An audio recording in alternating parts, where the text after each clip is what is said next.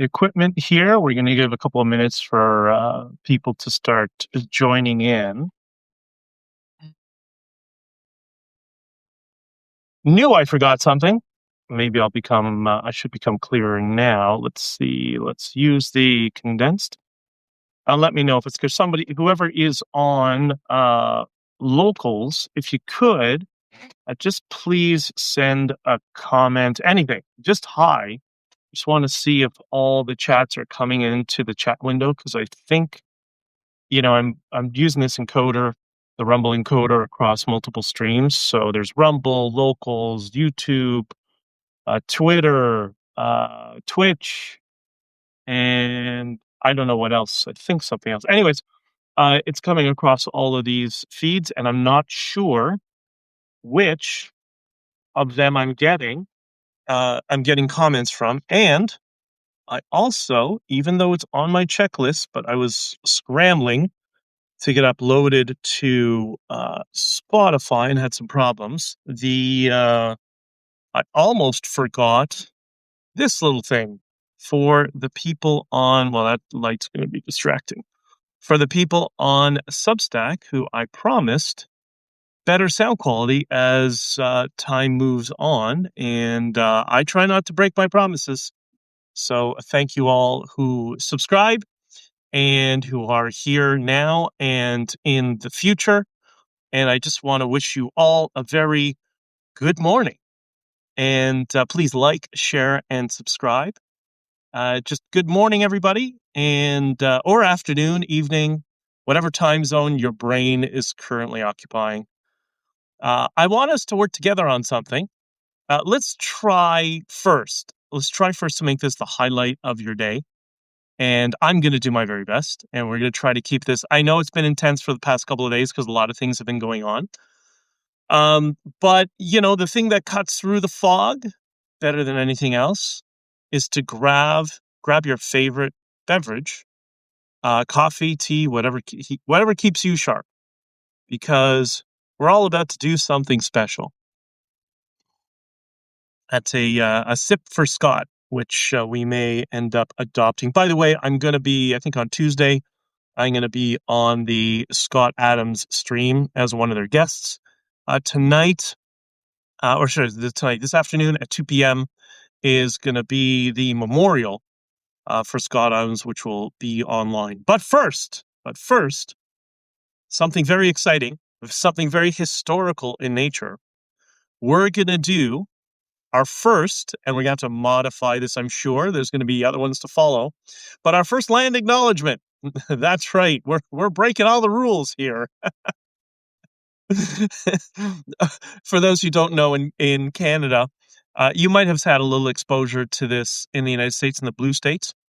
It's basically a communist smear tactic, these stupid land acknowledgements that people buy into. And they do that in our city councils, union meetings. They try to brainwash kids in school on the morning announcements. They do land acknowledgements. And I thought we should correct to this trend and start building our own land acknowledgements for them. So that's right. We're going to break the rules today. And so here's the land acknowledgement for today, okay? We'd like to gently acknowledge that we are standing on the traditional territory of, whoever was here before and was savagely killing each other at the time. Anyways, they aren't in charge anymore. We're here until the Americans take over. That's our land acknowledgement. What do you think? Does it need a little bit of work? I don't know. I think that is appropriate. So I'm going to read the land acknowledgement again for your notes so we can always work and approve upon them. So the land acknowledgement for today is this. We'd like to gently acknowledge, of course, right? Empathetically. We'd like to gently acknowledge that we're standing on the traditional territory of, whoever was here and was savagely killing each other at the time. Anyway, they aren't in charge anymore. We're here until the Americans take over. There's our land acknowledgement. I don't know. I think that's pretty good. I think maybe we can work on that a little bit, but there you have it. So I don't know, for those of you who are in the Ontario region, and I think this is covering a lot of the Northeast of the United States right now. Does it snow every day here? Because since I got back from Florida, it seems to be snowing every day. Every day there's a blizzard. I don't get it. I've never seen this before. I guess that's all the global warming they've been talking about. But yeah, it's frigidly cold, colder than I can remember for a long time. We're having like Ottawa type weather, Ottawa, Montreal weather in Toronto. For those who don't know, Ottawa and Montreal are usually several degrees colder than Toronto. And if this is what the Arctic is like, it's no wonder they have such a high suicide rate. I know, dark humor, but sorry, it is quite difficult. So today, 11 p.m. Sorry, 11 a.m. Pacific time, 2 p.m. Eastern time. There will be a memorial for Scott Adams online. I'll try to find the link if I can and post it to the Honking for Freedom Discord and to the locals and to Substack. For those of you who do want to join, apparently, obviously open to the public, much like his platform was. And anyways, so what do you think? Should we start each podcast with that land acknowledgement? I don't know. I think I think we're on to something, and I'm willing to put in the time and the effort to make the best possible land acknowledgement of all land acknowledgements for Canada. Uh, that's something that is appropriate, and but so far, I think this is great. I can't wait to post that online. I can't wait to post that on Blue Sky. For those of you who don't know, Blue Sky is a lefty commie Twitter, proto commie Twitter. It's a lot of fun. There are some reasonable people there as well who are trolling. It's quite interesting. So, you got to diversify yourself. You got to expose yourself to people who have crazy ideas and crazy opinions so you understand where their head is at. Anyways, thank you for everybody for the comments in Spotify. I just uploaded yesterday's episode into Spotify. As you know, this is a duct tape production intentionally. I like things a little bit rough around the edges. Sometimes there is such thing as too much polish, and I want to be sure not to have that here. So, anyways, you can always watch or listen to this because Spotify allows for both. You can always watch or listen to this 24 hours after. The couple of articles, I got something else in the works right now, but on deck. But the last couple, which are available on Substack and I think TNT, the National Telegraph, making the rounds. I mean, they get picked up a bunch of places, but the Supreme Court ruled the Emergency Measures Act, aka Canada's martial law, was illegal and unreasonable.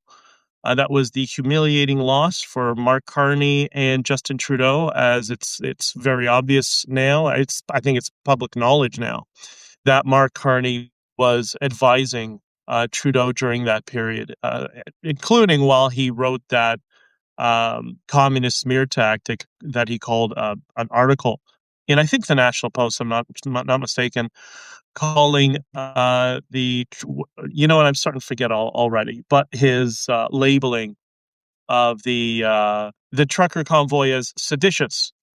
How can you be seditious in a post-national state? What are you talking about? There's no state anymore, right? We don't have any identity. We're all racist and colonialists. Well, wouldn't you want to be seditious? It's so funny. And the other thing is, you can get a copy of Honking for Freedom, which is the story of that moment, at honkyforfreedom.com. And that will link you directly to an Amazon link if you want to get a hard copy versus the digital copy, and more surprises to come very soon. So one of the publications that I've commented on here is TechCrunch, something that I've read for many, many years. Kind of a tech enthusiast myself, as I think many of us are today. And it's interesting that TechCrunch is like, I know it's one of the primary accounts on Blue Sky, which is proto-commie nonsense. It's funny that Jack Dorsey said, "Oh, I like to hear all sides." He builds Twitter and says, "I'm the victim and I'm not a proto-commie." And then he builds Blue Sky and it's all proto-commie nonsense again. Maybe he's a deceptive, maybe he's deceptive and lying. Or maybe there's other interests amongst people that he works with. I don't know. But I know what a coinkydink that he founded both. Mm. So, anyways, Maxwell Mayer's Twitter account, and he actually addressed TechCrunch in a post earlier today. And he posts this. He posts the 4 images of these articles, and he says TechCrunch in the last week. And here are the 4 articles. Mark Andreessen hates poor people. 975 million is a failed exit. Gaza is a tech hub. Oh, really? And ByteDance is fantastic. ByteDance is the company that owns or owned, I don't know the status anymore, of TikTok, that was directly in line with the the Chinese Communist Party. So is TechCrunch as well? Like, who's behind TechCrunch? Is that all commie nonsense? Like legitimately, is it being used to try to brainwash people in the West? I hear people often say the problem is social media. I don't think the social media is the problem. It's us that we're very easy when we don't understand the human operating system for ourselves as well. It's very easy for us to enter this state of suspension of critical thinking, which is what they're working on. And this is why I want to bring awareness to that, so we all understand, who are the ones who are trying to manipulate us. And by the way, the manipulation is on both sides, right? It comes from all sides. It's often more than two sides as well. But the manipulation comes from all directions. And if we're able to see it, then we'll be perhaps less susceptible to it. It's never going to be perfect, but, if we're at least aware of what to look for, then we won't fall into the traps. At least that's what I hope. And that's why I want to talk about this stuff. AI, artificial intelligence, is definitely artificial, by the way. Oh, hold on. What's happening here? And I'm getting some stuff popping on the screen. The So I've talked a little bit about different AI platforms, and I know there's a lot of people in my life too who are a bit intimidated by by DMs, by AI. And I mean, I get your messages on that from people asking me, what should I do? How do I want to try AI. I'm just nervous. I don't want to screw anything up, or I don't know what to do, or whatever. I'm just a big proponent of just diving in, just give it a shot, right? And somebody asked me for what are the best AI platforms to start with. And I think it kind of depends on what you need, which is why you have to try many of the different platforms. I think as you try them all, you're going to find specific needs that work for you. So, for example, hold on, I'm going to adjust this. I hate that it shows that I got to do something with the lighting and the setup here, and I will fix that. I promise. Um, so there's a number of platforms that I use that maybe you would want to start with, but I'll just give a short list of the platforms I use, which are Gemini. That's the Google's platform, Gemini 3. ChatGPT, obviously, I use for certain specific tasks. Grok, Notebook LM, Claude, a little bit, not as much, but I use Claude a bit. Sonu, Udio, Nano Banano, and a number of other smaller ones that I'm testing right now. And part of the reason I encourage people to give it a shot and not be intimidated by it, first, you can't break anything, right? It's a remote account on a server somewhere that you can always delete. We're not at the point where, although we're getting very close, we're not at the point where your AI comes and takes over your computer or your cell phone or your device and starts moving things around. God willing, will be there soon. Because boy, do I really want that. That will be an amazing accelerator in production for myself, but we're not quite there.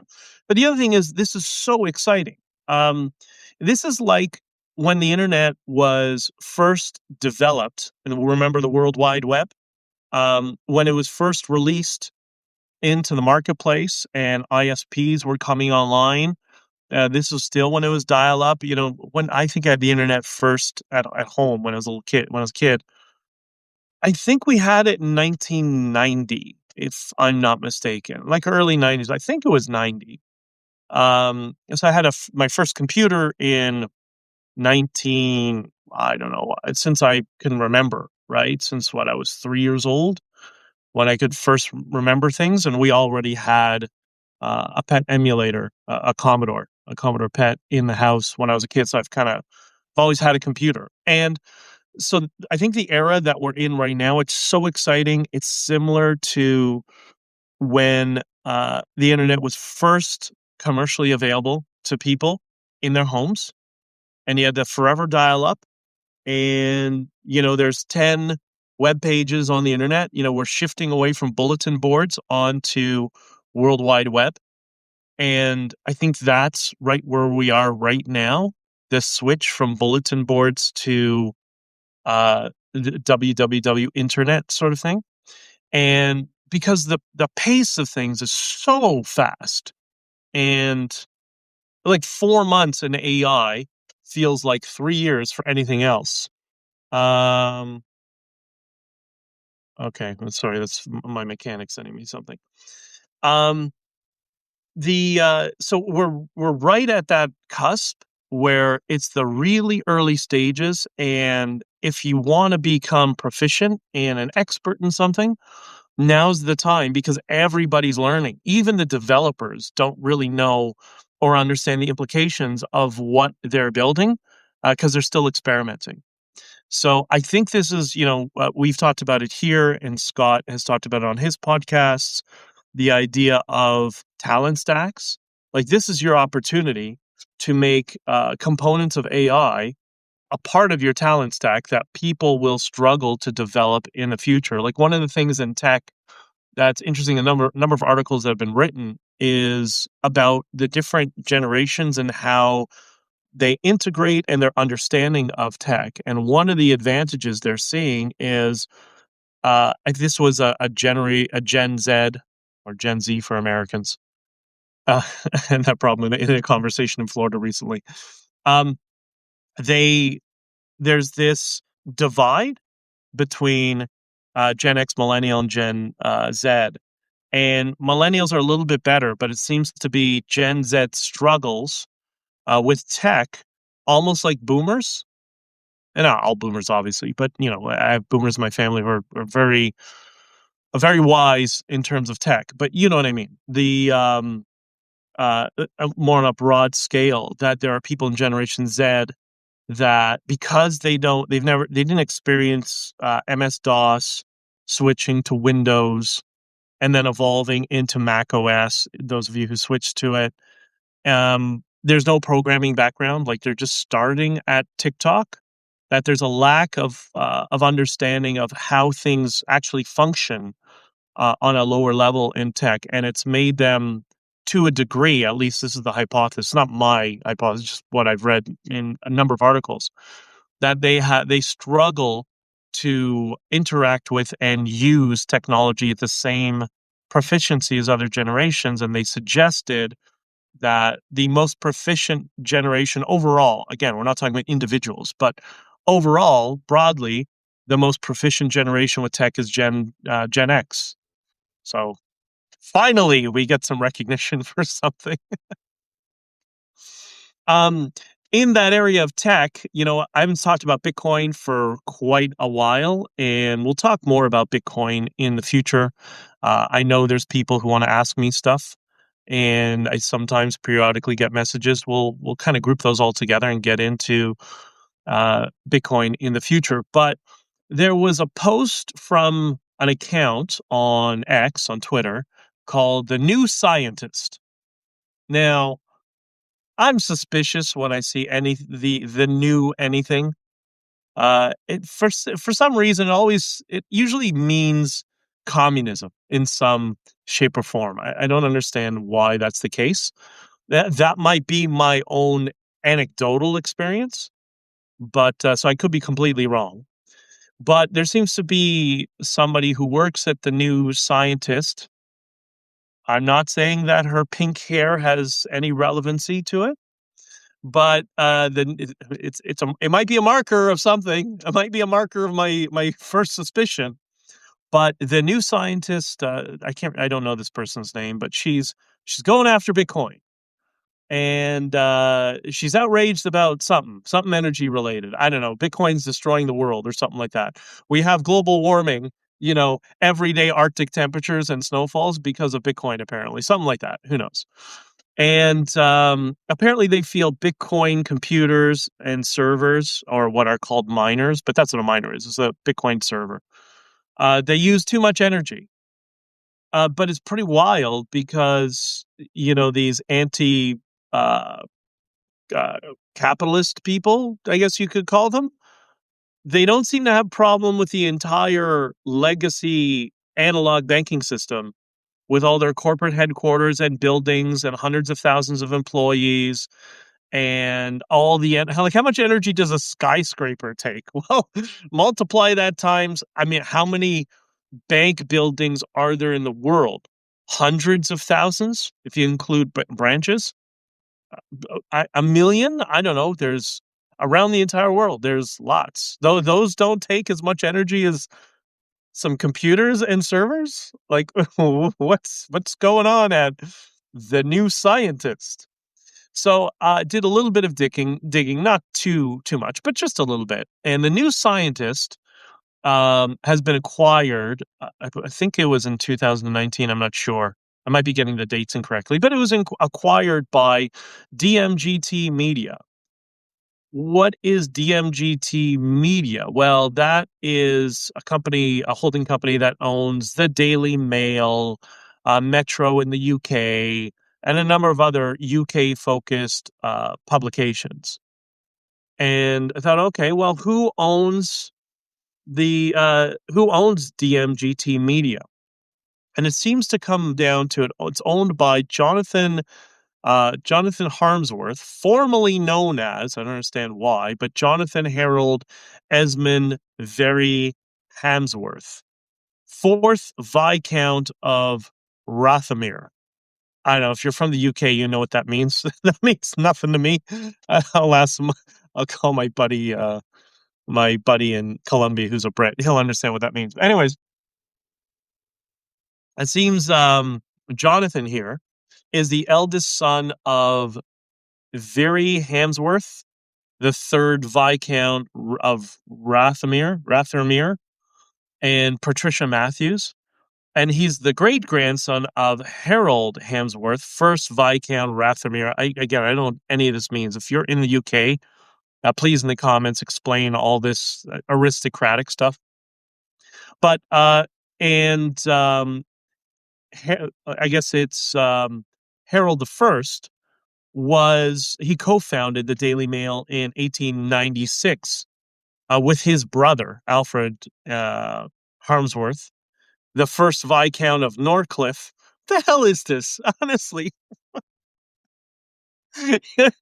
they're so up their own rear with the aristocrats. Why the Pakistanis are running over their entire country and flushing it down the toilet.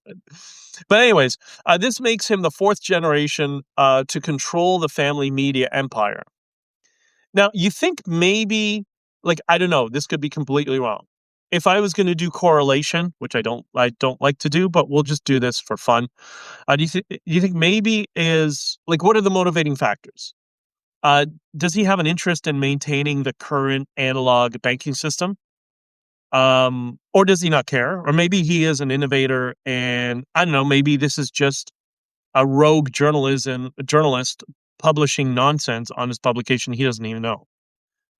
Who knows, right? And I don't think it's one of those things that's knowable. But this is the kind of deceptive narrative against Bitcoin that is not news. This is not news. This is a persuasion smear. And you can go through it. It's on Twitter. You can find it under the New Scientist. You can see the weasel words and persuasion tactics that she uses in trying to establish this alternate universe where Bitcoin apparently is causing global warming, which is the minus 20 degrees and snowing that we have every day. Every day. It's crazy. It's so infuriating. But anyways, and so I bring this up also for another reason. So this is just a little reminder for the people who keep regurgitating the Muslim Brotherhood propaganda that, quote, the Jews run the world and the media, whoever that is. I still don't have a clear definition of who the ambiguous the Jews are. But anyways, so yeah, I don't think the third or the fourth Viscount of Rathamir is part of the tribe. I'm pretty sure that, and is the fourth generation that running this media empire. So feel free to correct yourself. Those of you who've fallen into that. I don't think that's many of the people who watch this here. So I posted something online to ask this question, and I know there are some friends in Quebec who are watching this, and this is kind of, I don't know, more of a thought exercise, but I think it could be interesting and funny to discuss. And maybe this is actually what's lining up behind the scenes that we don't see, because as we've discussed in the spaces with District and the group, that 70% of what occurs in politics, it's 70% you don't see. Did you know that? I think most people understand that there's all sorts of behind the deals scenes that go on that we're not privy to. And I think a lot of people, there are some people who often forget that. Like they probably know, but they just forget it when they react to something. And I think this might be another example of that. I talked yesterday about the business culture of Quebec, and just want to be straight with something. I have always liked Quebec, and I have always had family. Half of my family grew up in Alberta, specifically Calgary, which is why I've been going there most of my life. And so I love both Alberta and Quebec. Especially Banff is one of the most beautiful places you'll ever see. So, and in my experience, like I've always found that is always interesting. People in Alberta have been primed, I think, by the conservative movement, much like the left, to project ideas onto people in Quebec, their quote unquote adversaries, because none of our politicians do any of their effing jobs. So what do? They just radicalize the cult within their political base to get them to hate the other side. Yeah, I see this with this whole you transfer payment stuff. Like you don't know what that means. You don't know. You have been radicalized to attack the other part of the country because your idiot politicians don't do their jobs. It's not your business to worry about. It's theirs. But they don't do it. And and I understand that's what fuels you to get angry. But I think the anger is often misappropriated. The anger should be at the people you elect don't do their effing jobs and just sit there and complain to you. It's similar to the Trudeau Carney phenomenon I discussed the other day, where they try to play the victim card when they're the ones who are in power. Like you don't get to be in power and play the victim card at the same time. It's the conservative version of that. But anyways, so my experience in business with Quebec, because I did have some experience many years ago dealing with Quebec small business people. They are very much like American. They are very pragmatic, very direct, very fast, much more aggressive. Now, I'm sure you can think of individual cases that are not like that. I'm just talking broadly my experience dealing with people in Quebec, and my experience has always been that people in Quebec are very similar to people in Alberta, because people in Alberta are the same way, right? They're very direct. They're very no BS. Let's get to the point. Let's do business or not do business. And I found it's so funny that our political class is always trying to get people from the French in Quebec and people in Alberta fighting with each other when you're so similar. You should be getting along. And that's what, was kind of a reward for me personally during the convoy. And I've mentioned this in a number of talks that watching people from Quebec and Alberta come together and just find common ground with each other and realize that, they're pretty similar. The language is different.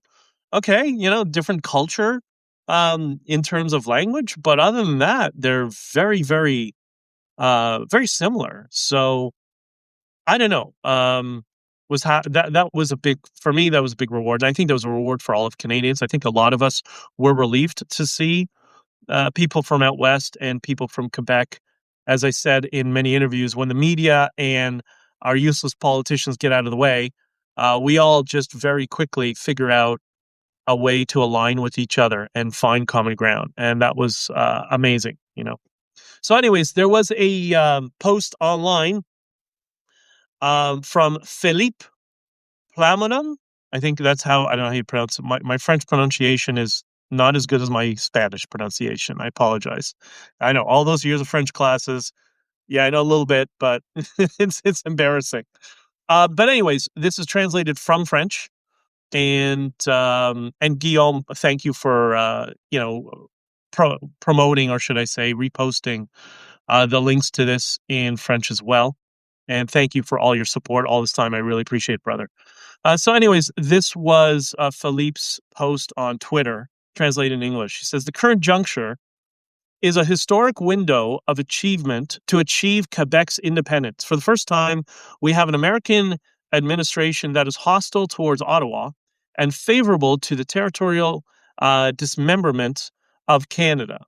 If we miss this opportunity, we will die within barely 2 decades, drowned in the shipwrecking globalist liberal utopia. Think about that last line. Is that not, if forget the, Quebec independence stuff. I know, that upsets a lot of people, right? But we'll address that in a second. Think about that last line. What this person in Quebec, and I think there's a lot of people who think this way in Quebec, is exactly what people across Western Canada are thinking right now. If we continue doing what we're doing, we will die within barely 2 decades, drowned in the shipwrecking globalist liberal utopia. If I didn't tell you that was somebody from Quebec, you probably would have assumed that is somebody from Alberta.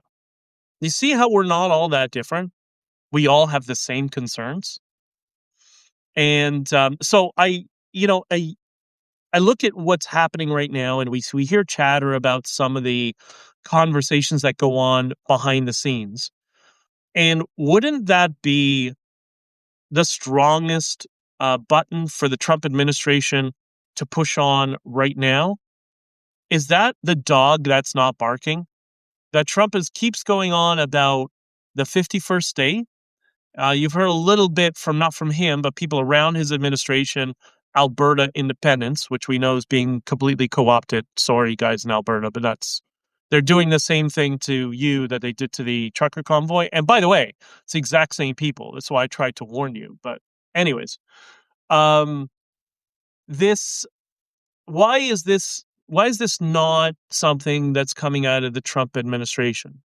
Why are they not leveraging this, especially since the business culture of Quebec, much like the business culture in Alberta, is so perfectly in line with business culture in the United States? But he's not saying anything. And further, Francois Legault, the guy who jailed Quebecers, he basically jailed each. Quebec was the most, for people who don't know, Quebec had the most hardened lockdowns in the entire Western world. You couldn't go outside unless you had a dog to take a dog for a walk, like crazy stuff like that. So Francois Legault, the premier, or for Americans, that's essentially the equivalent of the governor of Quebec. He has resigned as of, I think it was the 14th of January, if I'm not mistaken. So why you have this wide open net this button for Trump to press on, or is he waiting to press on that button? Is that the next button he's going to press? Is it the language? Is the language the problem? Because I was shocked. Yeah, I spoke at one of the Bitcoin conferences in Montreal, and I've spent a lot of time in Montreal and have some friends there and stuff. Um, I was surprised to learn about the language police in Quebec, that they actually have people who work for the government, that if you have a business and you put out if your sign is in English, they issue you a fine. That's crazy. That's crazy. You need market forces to decide, right? This is why people call it communism, authoritarianism, extremist socialism, whatever you want. Because I get, language is important to Quebec culture. I get that, French culture. I personally don't want to change that. I don't think most people in Canada do. We get it, but it goes a little bit far. So, is that the big hurdle for the United States? And could they figure out? The people? Because there's so many people who told me about the language police, and we talked about it, who are French Quebecers, and they are against it. And it's my opinion was shared by people of Quebec saying, yeah, like we're French and we want our French culture, whatever. But the police, the Gestapo coming around your business and issuing you fines and driving you into bankruptcy if you have English signs, a number of people told me as a French Quebecer, that's too much. That's too much. Let people choose their culture. And I think most people in Quebec would choose their culture. You see, that's still with the French Quarter in Louisiana, in the United States. And there are areas in the United States, by the way, where people speak French, where you have French communities such as that, despite the fact that it's a melting pot society. So I don't know. Is that the big hurdle? And the reason they haven't, the Trump administration hasn't gone aggressively to also call out the previous um, separation desire from previous Quebecers. One of the things I talked about this in a number of interviews. I remember having this conversation with Eloise, and if you're here watching, I send you hugs and all the best to you and your family and your kids. Where she explained to me that she was a separatist until the trucker convoy, and she realized that we're not alone, and she had bought her first Canadian flag and felt patriotic for the first time. I guess that was until Justin Trudeau and the Carney Liberals destroyed Canada and ended it for good, which is basically what they did. And that's why we're a narco-terrorism state at this point. Like, kid yourself not. That's who's running our political parties. Khalistani, Muslim Brotherhood, cartel-linked organizations, organized crime. Like, that's who they're placating to. That's why everything is chaos right now. And why not? Because we're a post-national state with no cultural identity, and we're racist and colonialists, right? So of course. So I don't know. And I'm wondering, would there be a way if the United States came to an agreement with Canada? If it was, I don't know, that would be statehood. I mean, firstly, removing the border. I think the United States would want Canada to govern itself, but to get rid of the border and have one economic zone secured from China and protected by the US and Canada, which seems to be the most pragmatic thing they could possibly do, except for our idiots that sit in our elected offices and run our lobby class, right? Anyways, I just wonder if anybody's from Quebec, what do you think? I'm looking for your insight and your wisdom. What would be the hurdle for Quebec to be part of some sort of joint venture with the United States, right? And is there an appetite for laxing the authoritarian controls by the majority? I don't mean the French people, but the authoritarian control on language in Quebec, meaning, yes, it's a French province, but if you put up an English sign, you're not going to the gulag. How about that? Right? How about we just do that? Risa asked me about the Chinese EVs, which I had mentioned we're going to discuss a little bit. And that's in the news because that is a source of friction between the United States and Canada. America and the Trump administration has taken a hard line, and I'm guessing the Canadian auto industry also is probably not happy with the Carney government on this. And what about the Canadian auto workers? Well, they're going to support the the Chinese Communist Party. That's what they want. Canadian auto workers want to bring in competitors who are going to drive their wages down by at least in half or lead to massive job losses. Really?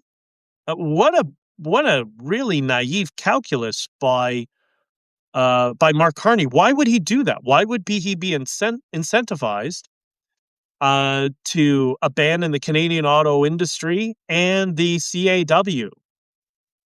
Maybe my theory that he's not going to last very long holds true. That the Liberals will be looking for another leader when they least expect it. Maybe they're already doing that. I don't know.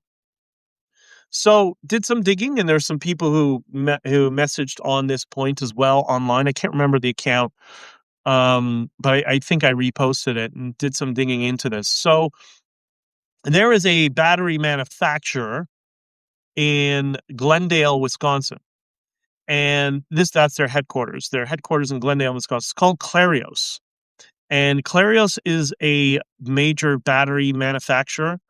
According to their portfolio, they manufacture 12-volt batteries, but also lithium-ion batteries. So I don't know if they do just lithium-ion 12 volts, which is kind of a new trend in the auto sector, and I think it started in the motorcycle sector actually. But or they actually produce individual battery cells that get put into large battery packs for EVs. I'm not sure, right?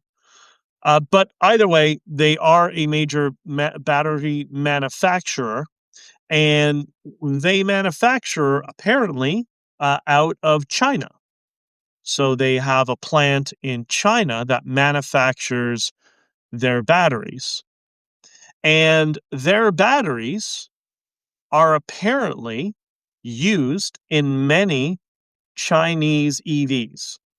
And many of the Chinese EVs that are going to be coming into Canada use Clarios batteries that are manufactured within China.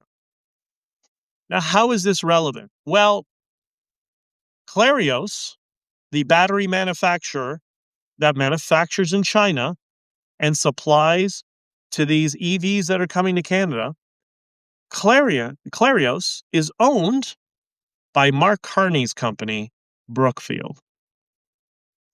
There you go, lefties. it, it ain't about saving the world, and it ain't about building out, Canada as a strong economic superpower. It seems to be about Brookfield. Maybe I'm wrong. Maybe it's just a coinkydink, right? So here are some of the manufacturers that Clarios supplies to. And most of these, I mean, there's the joint ventures you'll understand, but the other companies you may not. I've only heard of a few of them myself because they're massive companies. So the first you have Geely, SAIC, FAW, FAW, GAC Group, Dongfeng Motor, and those are the major manufacturers that Mark Carney's subsidiary Clarios supplies to. And so Geely, for those of you who don't know, that's their Chinese brands are Geely and Zeekr. No coincidence, you will have been seeing, if you're into cars, you'd be seeing a lot of online videos, car review videos on Zeekr, trying to promote them as like the Chinese BMW equivalent, but half the price. So Zeekr is like the luxury brand of Geely, and Geely owns Volvo, Polestar, Lotus, Proton, Smart, and Renault Korea, or Smart EV. I guess they have a joint venture with Smart EV and Renault Korea. or maybe they bought Smart. I'm not sure because I know hasn't Mercedes all but abandoned Smart at this point? Anyways, wasn't very smart, I guess. That joke, I know. SAIC Motor, they're the ones who bought MG. The British manufacturer was acquired several years ago, and they do have joint venture projects with General Motors and VW. So you see how this starts to get murky and messy. So does that mean if you go to buy a Chevy Blazer EV that it has a Chinese battery pack in it from Clarios, which is owned by Mark Carney's Brookfield? What a tangled web we weave, right? SAIC Motor, I mentioned them. So Fog Group has, I don't know, a couple of brands I can't even pronounce, and they have joint ventures with VW and Audi and Toyota. GAC has a brand called Dongfeng. They supply to Dongfeng, which also is another company on its own manufacturer, but they have joint ventures with Toyota, Honda, and Mitsubishi. So Toyotas and Hondas are manufactured in Canada, and Toyota has announced that they're going to go all hybrid. So what happens if their batteries are manufactured in China by Mark Carney's Brookfield company? Such a mess of corruption. This is how corruption really works, by the way, in the Western world. This is why corruption is big money in the Western world. And then the last, you have Dongfeng Motor, which is has a bunch of Chinese brands I can't pronounce, and joint ventures with Nissan Infiniti, Renault Peugeot, well, it's the same company, and Citroën and Honda. Do you know Citroën's still around? Yeah, Citroën makes some cute little cars. They're all over Latin America. So I don't know. Is that the motivation of Mark Carney doing this Chinese deal and bringing in 50,000 EVs? Because Mark Carney's subsidiary company manufactures the batteries for those 50,000 EVs. Is this something we get the integrity commissioner around and then they just ignore it, and all the liberal base just ignores it and pretends that everybody's racist, even though they got to be the most corrupt? It's third world banana republic status at this point, right? It's really infuriating. I think maybe that's why so many Canadians are just like, enough, just join the US. I'm hearing that so much from people. Just it's enough with this nonsense. When you're talking about kind of the far left MAGA copycats, they're addressing these issues. It's quite funny. So on to Mark Carney, everyone's favorite appointed prime minister. So since his first adversarial approach to the Trump administration or the U.S. administration at the World Economic Forum, always smart to antagonize the largest economy and military power in human history. Yeah, those are the guys you want to anger, of course, and they're on your border. Yeah, of course. Let's make them angry, you fool. He and the the mental midgets, who are probably mentally ill as well, in the prime minister's office, have now tried to double down on the buy Canadian. You notice, you look at their feeds, buy Canadian, I'm Canadian, we're all Canadian, everything's Canadian, Canada, whatever. They're doubling down on this alliance with the Chinese Communist Party. It's very interesting to watch Carney get completely obliterated online from all sides, including his own. Even his own side thinks he's an a-hole at this point. Yeah, that seems to be pretty obvious, right? There's a post from at Food Professor, and I'm guessing by some of his posts, he's definitely not a Trump supporter. And he says, I'm no fan of Secretary Howard Lutnick. And this is in reference to his comments, which I'll get to in a second. He says, I'm no fan of Secretary Howard Lutnick, not even remotely. That said, his assessment of the Canada-US relationship is spot on. PM Carney's current tone towards China is exceptionally risky. And so Food Professor was addressing Lutnick's comments, that he had posted the video interview of Lutnick. And as Ludnick said, he said, "Look, Canada," I'm paraphrasing. He said, "Canada has the best agreement on the planet after Mexico." He was honest about that Mexico has a slightly better agreement. And he was inferring, again, I'm paraphrasing, but Canada's gonna pay us by stabbing us in the back and giving favorable trade to China, who are their economic adversaries? And what's interesting, and he's got a good point. So here's somebody on the other side, and there's a bunch of accounts, a bunch of people like this too, who agree with this assessment that this is extremely risky what Carney's doing. It could end the country, and I think it's there's a very, I mean, it's like I said before, it's all narco terrorists, but maybe formally ending the country. That's how catastrophic. And what's Carney going to do? Just quit and run away? Of course, and not have any repercussions for all of this. Of course, that's the Canadian way. And Trump was asked about Carney's alliance with China and giving them favorable trade. And you know what Trump did? What do you think Trump did? Trump gave the daddy answer. You know, the same answer that your wife or girlfriend will give to you when you want to do something that you know they don't want you to do?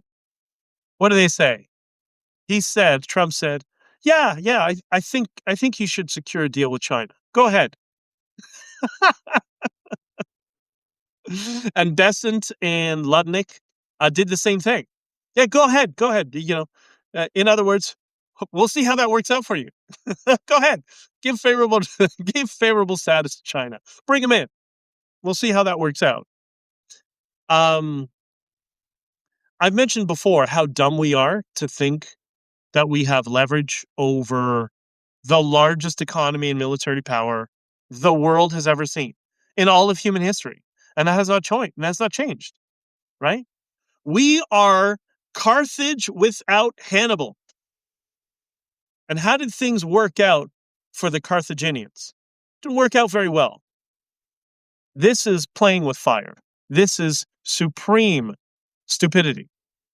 And just, I guess, blinded with arrogance is the only way it's the only way I can see this. Just completely blind with their smug arrogance. It's really infuriating. We do have a problem with that in Canada amongst a certain class of people.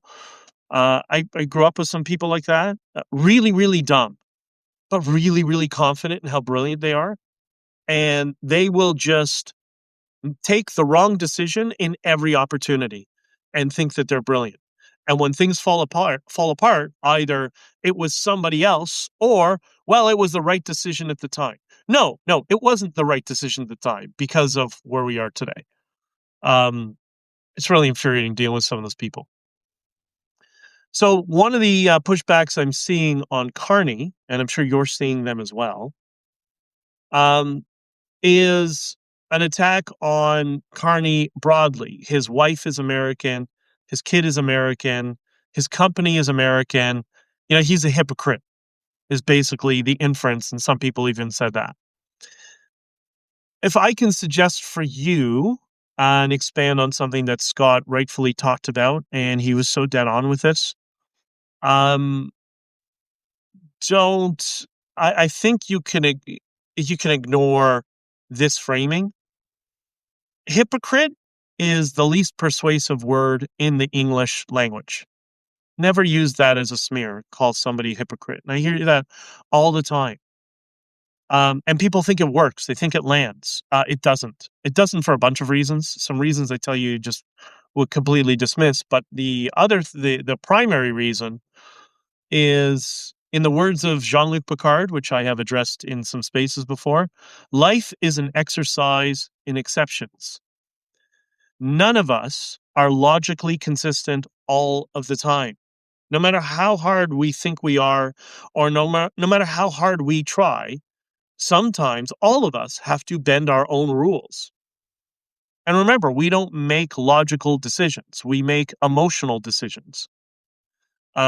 So of course we're going to go against our own rules sometimes, our own framing. We have to.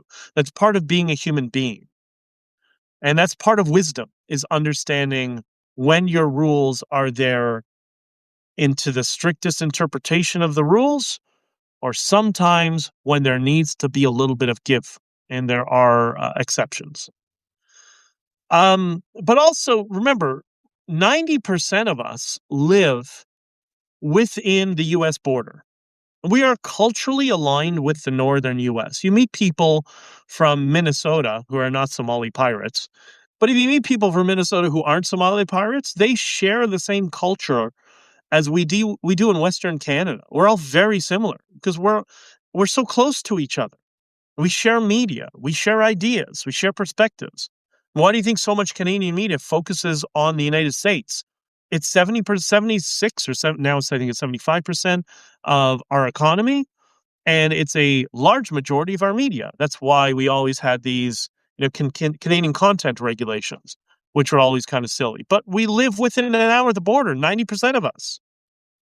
And as much as I dislike Carney's approach, um, I don't think I mean, sorry. I do think he's selling out the country because just like Zelensky, he doesn't have any cards. We don't have the cards. The Americans have put themselves in a position where they have all the leverage. And that's just by, strength in numbers. And they have leverage over everybody, right? But shaming Mark Carney because his wife is an American, I don't know that that's appropriate, to be entirely honest. I know you may disagree with me, but we don't fall in love with people because of their passport, right? And it would be natural if he spent a lot of his business career in the United States.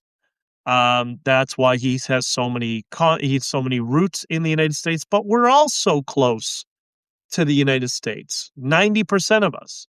I know there are people in places like Calgary and Edmonton who are way farther from the border. But I happen to know they also go to North Dakota and parts of the United States frequently. I know my family did, right? So I don't know. I think we need to have a little bit more class and a little bit more tact.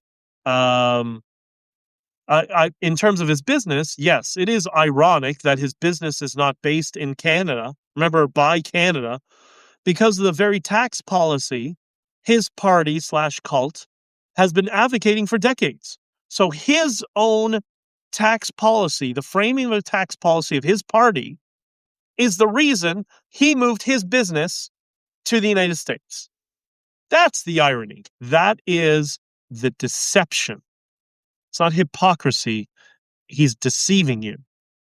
And I think that's the better way to describe it. But going after his wife for her passport, I think that's a weak vector. And I think that undermines what could be much better arguments, right? So, anyways. Far left MAGA copycats. This my new favorite, completely um, unhinged political YouTube channel called Trucked Up EV. Because yeah, all pickup truck guys like EVs, of course. That's my favorite. Veiled communism, LARPing as a rural truck guy. I don't know the guy's name. Don't really care, but I mean, he's very talented. He's a very good speaker. I can see why he's been recruited. I should be more charitable to him, but I do like the dobro in the back. It looks like a dobro. It's the dobro's a steel guitar made famous by Mark Knopfler and Dire Straits. So he's really excited about, quote, the hits coming from the Carney government. The hits. And he thinks that when Trump said, yeah, Canada should make a deal with China, he didn't really realize that was the daddy dare. Oh, yeah, go ahead. Yeah, go. We'll see how that works out for you. He didn't realize that. And he thinks it's a good idea for Canada, an economy smaller than Texas, with Ontario that has a debt double of California. Did we forget all about that? That Ontario's debt is double that of California. That we should decouple from the largest economy in human civilization. I think that's a good idea. And I can't wait to see what the CAW says about this. Now, maybe the CAW is significantly cucked by political entryism, that they will sell out their own members. I don't know. But, and I've mentioned, I like EVs. I prefer a supercharged V8, but I do like certain EVs. I think Teslas are amazing. I think Polestar is probably one of the best cars I've ever driven. Actually, in Miami, I just drove a Volvo X, my buddy's car, the Volvo XC60 Polestar. So it's a hybrid, the hybrid T8 version with it's the sporty version, whatever. What an amazing vehicle! Like, absolutely, I don't know if I've ever buy one, but absolutely amazing. So they drive amazing. I really do like them. But yeah, I'm not sure politically that this is going to be a big win for the CAW. I imagine the Carney government is going to have to extend significant bribes to people high up in the CAW to get them to brainwash their members to support shooting themselves in the foot. So it's going to get messy. And I think the Trump administration knows that. There are very smart people working there. Somebody once told me a long time ago when I ran for office as a conservative. Somebody once told me in frustration, just in passing, like, God, why do we have such stupid politicians in this country, referring to Canada, saying that at least in America, they have real politicians who understand the complexity of how things work. And I thought, oh, that's interesting for somebody who's a veteran political person in Canada who understood the gears behind the machine and how it works. But anyways, so on to the positivity topic, because we talk about some of this friction, but in the framing that we got to not take this all so seriously. It may seem scary, but things always tend to work out in the end. Um, I think the friction you see with the Trump administration in Canada publicly, I think it's necessary and it's good, because we can't keep going on with our current stagnant situation. Something's got to give. The whole idea that we're essentially governed by narco terrorism right now, different in the way of Mexico, but similar in some ways. That is not sustainable. Canada is not sustainable right now. And I argue that the country was killed off by Carney and Trudeau at the trucker convoy, right? Our reputation's in tatters. People don't want to deal with us. The only people who want to come here want to exploit it. So, I mean, that's the reason I posted that article in Zero Hedge titled "A Caliphate Forming on the U.S. Northern Border. How will Trump respond?" I guess we now know how he'll respond. But we can see the gears working, I think, to fix things. And again, 70% of what happens in discourse, we don't see it. It happens behind the scenes. So at least we know things are slowly, I think, going to be dealt with. I'm quite optimistic. I still think it's in our best interest, and what we would see is um, the devolving our border between Canada and the United States and pushing back against China and having a stronger alliance with the United States. And by the way, here's maybe a point for Carney. Maybe this is something we're not even realizing. Maybe this is why Carney's going so hard. Maybe they know how Trump negotiates, and he knows he's got to push hard in order to come to a deal. So maybe his play is, I'm going to fake out the Americans by saying I'm going to sign a deal with the Chinese so they're willing to budge on a few things. Because I can't imagine. Look, Carney's not a dumb person. He's not stupid. Maybe politically not bright, but maybe I don't think he's a dumb person. Maybe he understands what the Trump administration wants, and he wants to push hard to get as much as he can in a unified Canada-America union deal. Maybe that's all he's doing. And if that's what he's doing, maybe that's something to be positive about. Could you imagine going to the United States and not having to go through customs and border security and all that nonsense, and having one big open economy, and being a small business in Calgary or Edmonton and knowing that major American companies are now going to come invest. Maybe they're going to build a data center because the United States is all over these massive AI data centers now, and they're going to invest in your communities. Like this could be amazing. Like everything else in the world, there's trade-offs. There's always negative things that can happen, but the skill is focusing on what the potential positive outcomes can be.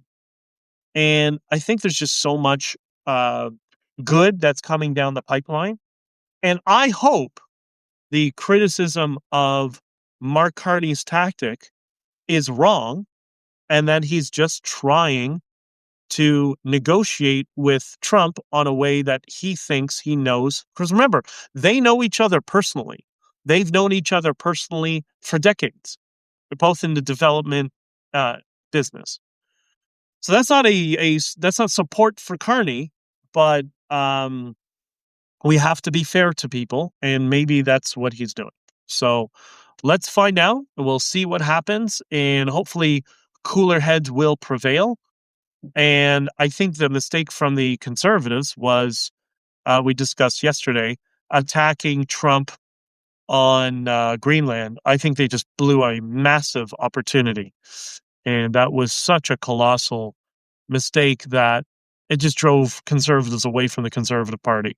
I wish they would stop doing that. But, anyways, uh, let's hope things are going to work out. I think things are positive. I think we have so much to look forward to.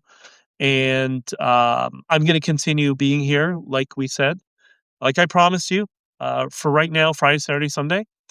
Follow you can join the Discord anytime you want.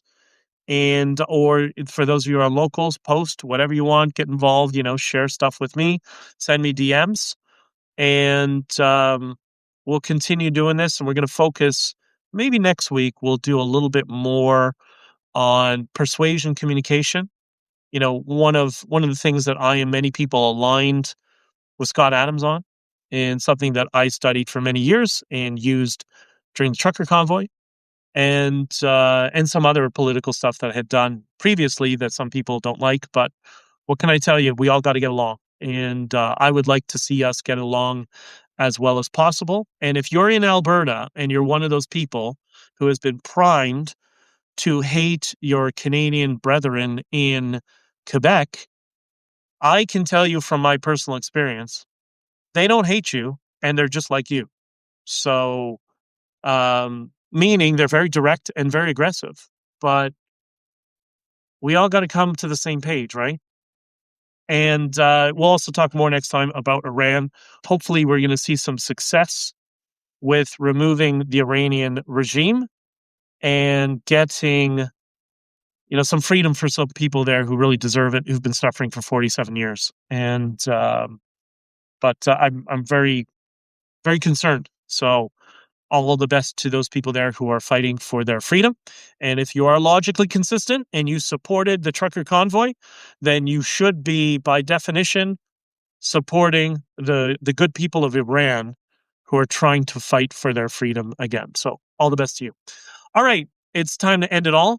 And we will talk to you all soon. I love you all, and enjoy the weather as much as you can enjoy a daily blizzard. It's crazy what's going on. All right, all the best.